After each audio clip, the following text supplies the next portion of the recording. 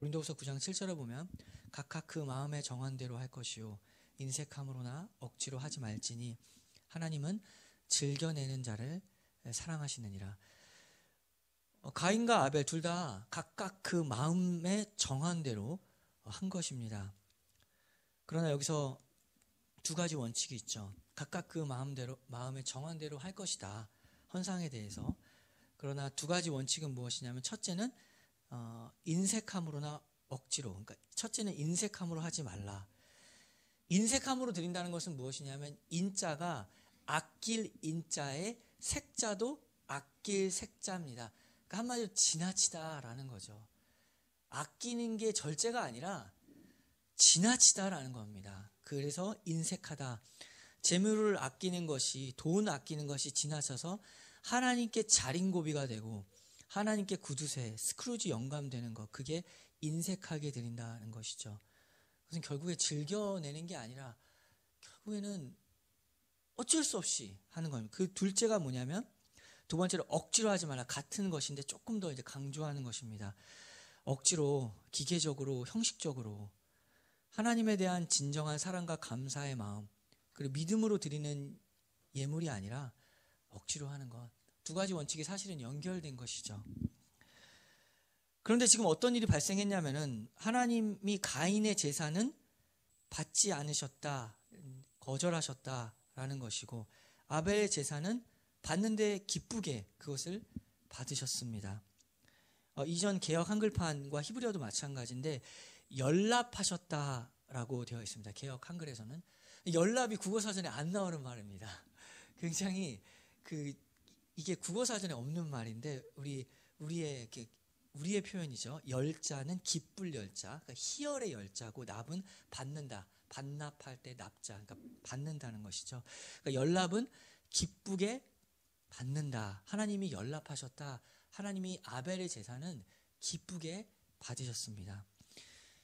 여기서 한 가지 주의할 것을 보면 우리가 하나님께 헌상을 드린다 혹은 예배를 드린다 할 때 하나님의 반응은, 대답하심은 우리의 예배나 헌상에 대하여 하나님의 대답하심은 딱 두 가지로 나뉜다는 것을 우리가 주의해야 됩니다. 거절하시거나 기쁘게 받으시는 것 두 가지입니다. 아벨이냐 가인이냐 두 가지라는 것이죠. 하나님의 대답은.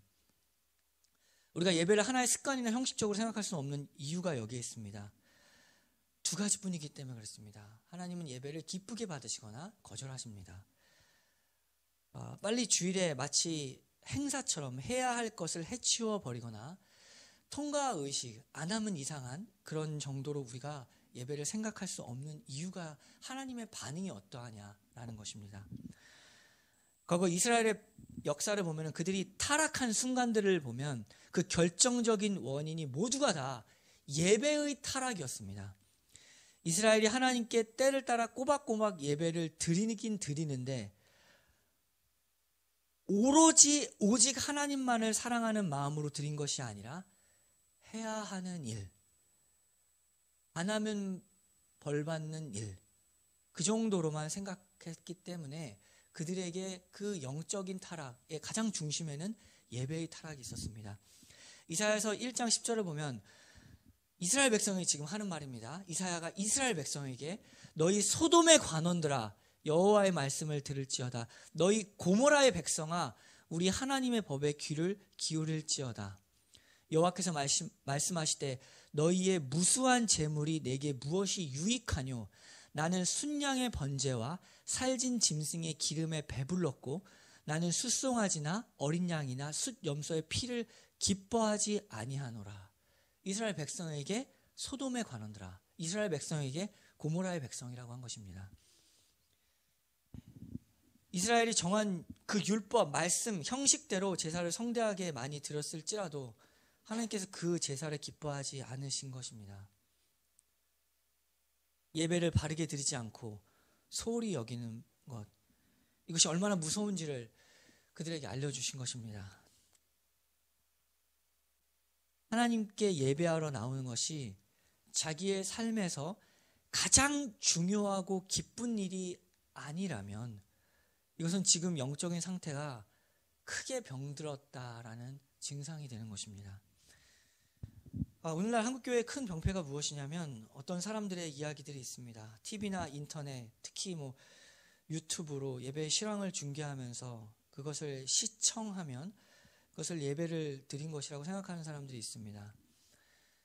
예배를 시청하는 것은 관중입니다. 예배의 관중자가 될 것이냐, 예배자가 될 것이냐라는 것이 지금 혼란스러운 시대에 있습니다. 그 말의 이야기를 들어보면 예배의 중심이 설교라고 생각하는 데 있습니다. 집에 앉아서 설교를 잘 듣고 깨닫고 말씀을 잘 배우고 감동을 받으면 그것으로 된 것이 아닌가, 은혜 받았으면 된 것 아니냐라고 주장을 합니다. 지금 그런 생각들이 많이 설득력을 가지고 있고 은연중에 많이 퍼져나가고 있습니다. 그런데 정작 교회 역시도 오늘날의 교회를 보면 이러한 생각에 대해서 얘기를 잘 안 합니다. 잘못된 것입니다 라고 얘기를 안 합니다. 오히려 교회가 헌금만 들어오면 된다고 생각하는지는 모르겠습니다. 그런데 여기 대해서 꼬집어서 정확하게 이야기를 하지 않고 그냥 넘어가는 경우도, 방관하는 경우도 많습니다. 그것은 교회 직무유기라는 것이죠. 특별히 부득이하게 교회 사정이나 개인 사정이 있을 경우에를 말하는 것은 아닙니다. 병에 걸렸다든지 어쩔 수 없는 생계의 압박으로 힘들어하는 어떤 상황들이 있다는 것을 압니다. 그러나 그것도 교회가 그리스도의 몸으로서 우리가 함께 있고 또 모이기를 힘쓰는 마음으로 애를 쓰는 상황 가운데서 어쩔 수 없는 현실의 어떤 어려움이라는 것은 있을 수 있는 것입니다. 그런데 그러한 마음이 없이 인터넷이나 TV로 예배를 시청하는 것으로 예배를 드렸다라고 말할 수 없습니다.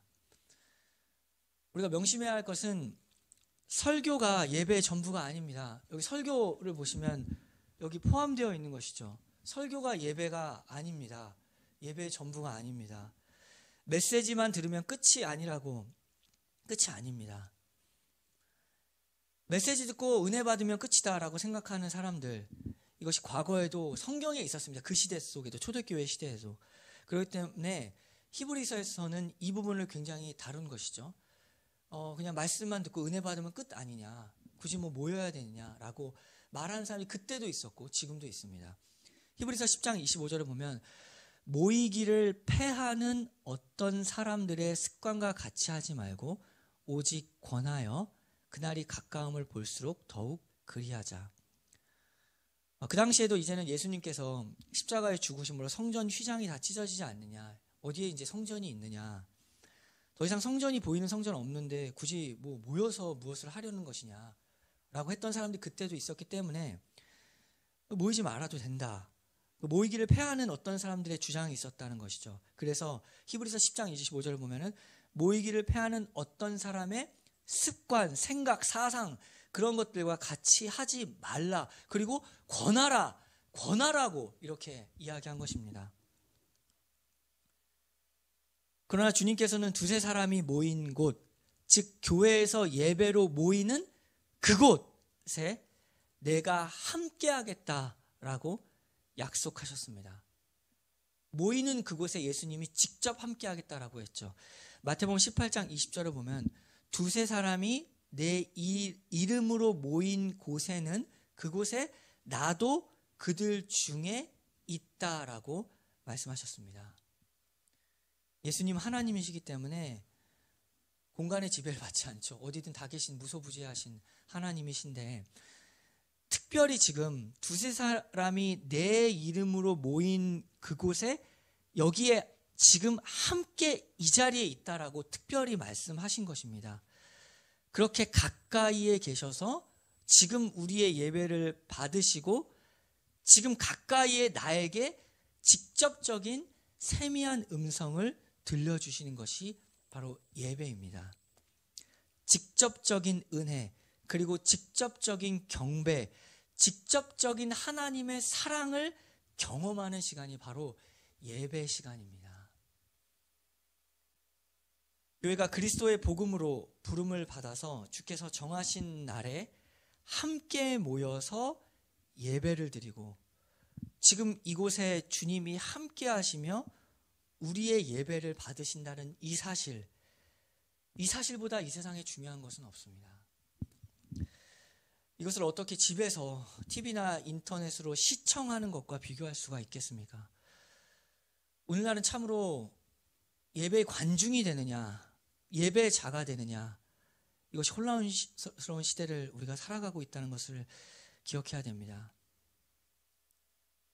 그러나 하나님의 말씀은 여전히 살아있어서 지금 이 창세기부터 시작해서 지금까지 참된 예배가 무엇인가, 그 예배로 인하여 얻는 은혜라는 것이 무엇인가를 말씀하고 있습니다.